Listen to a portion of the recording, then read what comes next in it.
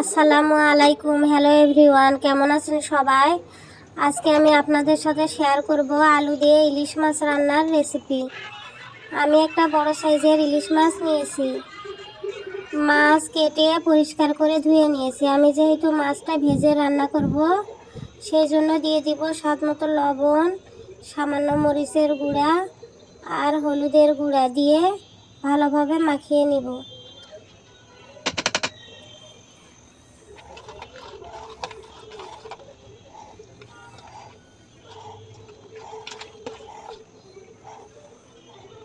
আমি মাছ ভালোভাবে মাখিয়ে নিয়েছি। এখন চুলায় একটা ফ্রাই প্যান বসিয়ে দিয়ে দিব সরিষার তেল।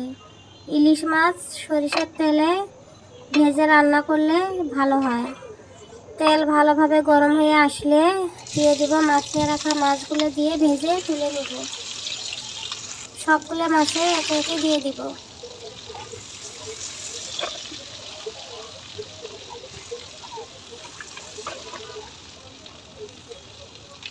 মাছ এক পাশে ভাজা হয়ে আসলে উল্টে অপর পাশেও ভেজে নেব।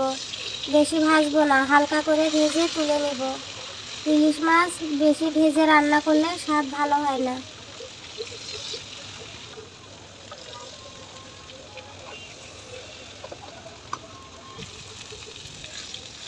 মাছ ভাজা হয়ে গিয়েছে, এখন সবগুলো মাছ তুলে নেব।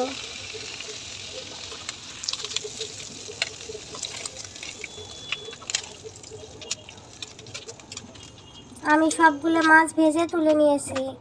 এখন ওই তেলে দিয়ে দিব আরও সামান্য পরিমাণ সরিষার তেল, দিয়ে দিব পেঁয়াজ কুচি। পেঁয়াজ কুচি দিয়ে কিছুক্ষণ নেড়ে চেড়ে ভেজে নেব। বেশি ভাজবো না, হালকা করে ভেজে নিব।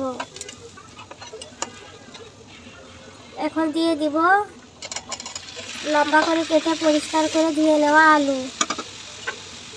দিয়ে দিব স্বাদ মতো লবণ, হলুদের গুঁড়া, রসুন বাটা, কাঁচামরিচ বাটা, শুকনো মরিচ গুঁড়া আর সামান্য পরিমাণ জিরার গুঁড়া।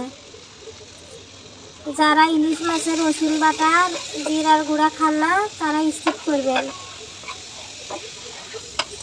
সব উপকরণ দিয়ে আলু মশলার সাথে ভালোভাবে কষিয়ে নিব। কষানো হয়ে গেলে দিয়ে দিব পরিমাণ মতো পানি। পানি দিয়ে নেড়ে চেড়ে ঢাকনা দিয়ে ঢেকে দিব। আলু সিদ্ধ হওয়া পর্যন্ত ঢাকনা দিয়ে ঢেকেই রান্না করে নিব। ঢাকনা খুলে আলু সিদ্ধ হলে নেড়ে চেড়ে ভেজে রাখা মাছগুলো দিয়ে দিব।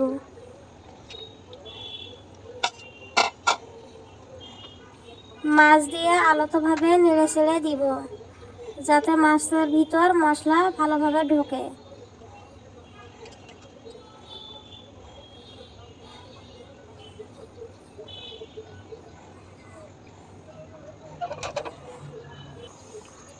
বেশি নাড়াচাড়া করলে মাছ ভেঙে যাবে।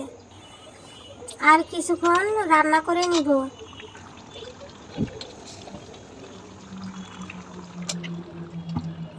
আমার আলু দিয়ে ইলিশ মাছ রান্না করা হয়ে গিয়েছে।